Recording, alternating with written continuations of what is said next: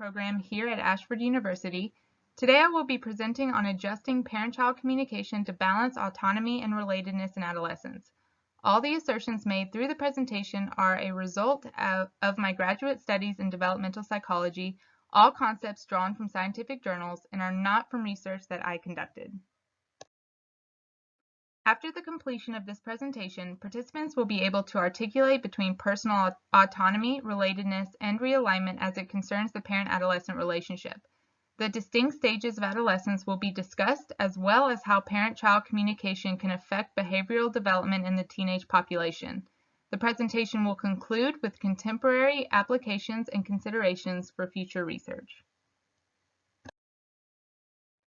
Throughout the second decade of life, adolescence is a period of heightened physical, mental, emotional, and psychological growth for individuals as they transition from childhood to maturity. Often due to increased hormones, puberty, and a lack of coping skills to regulate emotions, it can be a time of distress and turmoil for both the child and parents. The field of developmental psychology is a scientific study of how and why individuals change over time.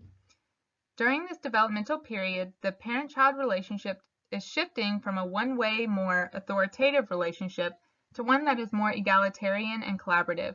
There are three distinct stages of adolescent development. Early adolescence, ages 10 to 13, is when children start to develop rapidly. They have body changes, and girls may start menstruating during this time, inspiring curiosity and anxiety. Cognitively, they have black and white thinking, and individuation starts with an increased need for privacy. Mid-adolescence is ages 14 to 17. The physical changes continue. They become interested in romantic relationships and are more influenced by their peers. Conflict typically arises between the parents and teenager at this stage as the power-hold struggle continues.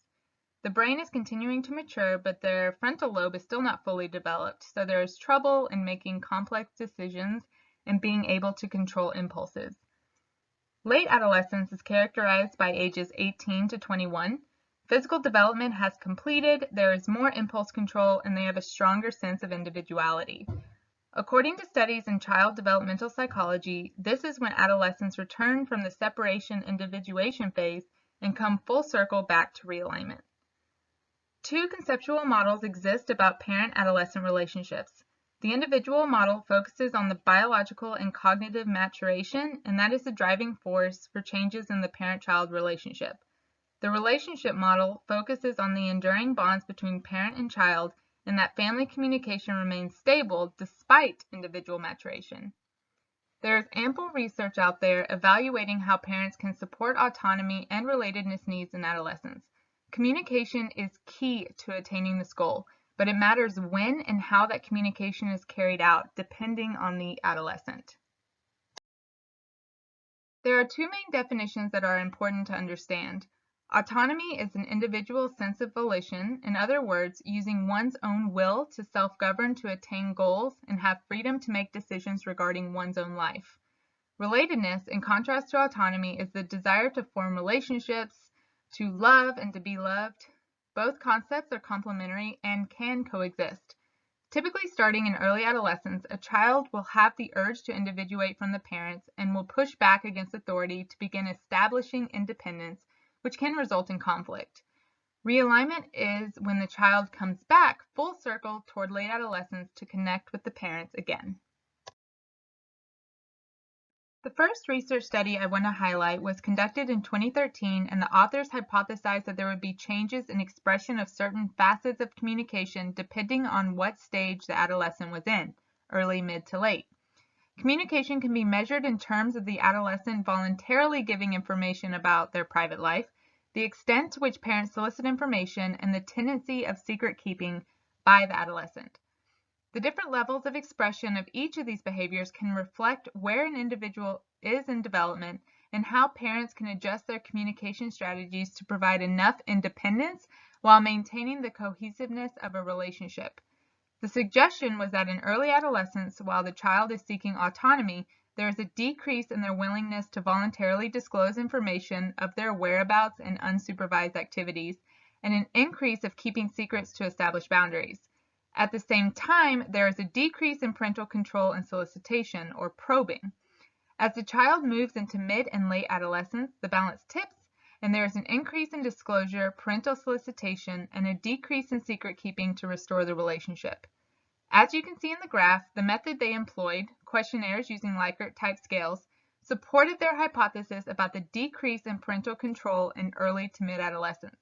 Descriptive statistics of the data further supported this claim, showing that parental knowledge of their children's whereabouts decreased throughout adolescence due to decreased probing, and increased toward later adolescence as the flow of information increased, illustrating a period of separation and circling back toward relatedness as the authors initially suggested. Results also illustrated that the curvilinear trends matched expectations, and communication strategies can be altered by parents to comfortably allow independence and simultaneously continue to provide effective guidance. When the adolescent feels that they can safely project autonomy while establishing their identity apart from the parents in the contained household, they are more apt to disclose unsupervised activities and less likely to keep a lot of secrets. What the previous study did not take much into account was the intensity and content of the conversations, but rather simply if the communication took place or not. The sex talk is one of the more challenging conversations for parents to have with their children. It can make parents feel uncomfortable, and it often gets delayed or put off completely. A study in 2015 demonstrated the importance of not just the frequency of the conversation, but also of parental knowledge, competence, and confidence in predicting sexual behaviors of teenagers. At this stage, teenagers are more heavily influenced by their peers, but according to attachment theory, they are still dependent on the attention and care of their primary caregiver to provide guidance and safety. This study, in addition to the one previously, ties together holistic communicative strategies of engagement versus not by the parents and at what developmental stage, with the importance of content and displaying knowledge to aid in positive perceptions by the adolescent to guide healthy behaviors. Here are some common gaps that hinder effective communication between parents and adolescents. Teenagers are very technologically savvy. One way that parents can overcome this gap is to keep themselves updated with current trends in the teenager's world, as well as implemented parental control software. Limiting access to certain sites is different from the probing and snooping behaviors that are not conducive to promoting autonomy in the early and mid-adolescent stages. Parents who fail to see things from their child's standpoint result in a large communication and generation gap. It is important for parents to reflect their feelings and be engaged in conversations with their teenager, especially if they are presenting knowledge or asking questions. Unnecessary control results in resentment and tension between the parent and teenager, as illustrated by the literature. Parents must support their child's need for autonomy, and this includes allowing teenagers to explore new activities and hobbies. Unrealistic expectations are when a parent pressures a child to act a certain way or to take part in certain activities. This can lead to stress and even more secrecy. Best practice is to be supportive, encouraging, and empathic. In conclusion, adolescents who feel parents are supportive of their autonomy also view parents as supportive of their need to connect with others. There is ample research published that parents can access to learn more effective ways of communicating with their adolescents based on their developmental needs, but there are opportunities for future research as well. One listed here is that there is very limited understanding on how the parent-child relationship continues to transform past late adolescence into early adulthood. Though the child at this point has formed an identity separate from the parents, if highly autonomous, there are still patterns of communication that can be studied in certain contexts, like socioeconomic status, race, gender, and vocations after leaving the home. References and contact information attached. Thank you all for coming to my presentation. If you have any questions or would like more information on this research, please feel free to reach out.